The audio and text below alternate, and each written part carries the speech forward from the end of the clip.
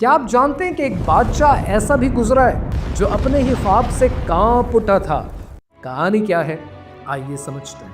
ایک رات فرعون نے خواب دیکھا کہ آسمان سے ایک تارا گرا اور اس کے محل کو آگ نے گھیر لی۔ صبح ہوئی تو اس نے اپنے نجومی بلائے اور انہوں نے کہا، ایک بچہ پیدا ہوگا جو تیری سلطنت کو مٹا دے گا۔ فرعون کے چہرے پر خوف اور غصہ چھا گیا۔ اس نے حکم دیا، بنی اسرائیل کے سب لڑکے قتل کر دو اور عورتوں کو زندہ چھوڑ دو۔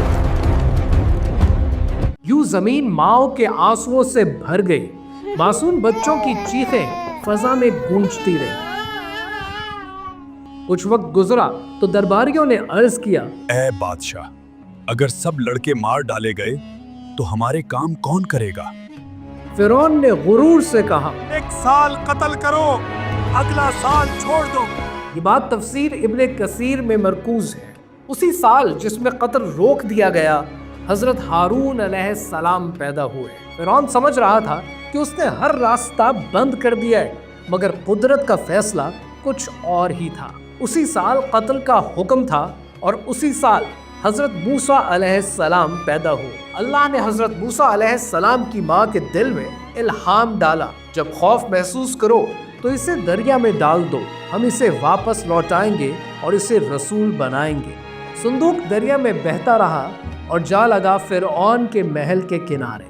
وہاں حضرت آسیہ علیہ السلام کھڑی تھی، دل کی مومنہ، جنہوں نے صندوق کھولا تو ایک بچہ تھا جس کے چہرے کی معصومیت نے ان کا دل چھو لیا۔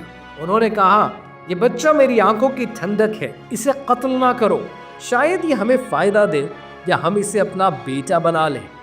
فرعون خاموش ہو گیا اور وہی بچہ جس کے قتل کا حکم تھا اسی کے گھر میں پالا گیا۔ پاسباں مل گئے کعبے کو صنم خانے سے۔ God works in mysterious ways۔ اللہ سبحانہ و تعالیٰ جسے چاہتا ہے عزت دیتا ہے، اور جب آپ کو اپنی زندگی کے کسی مسئلے سے نکالنا ہوتا ہے نا، تب اللہ چاہے تو آپ کو ان مسائل سے ایسے باہر نکال دیتا ہے کہ آپ نے کبھی سوچا بھی نہیں ہوتا۔ لیکن شرط یہ ہے کہ اگر آپ کا ایمان مضبوط ہے تو اس کی مدد ضرور آئے گی۔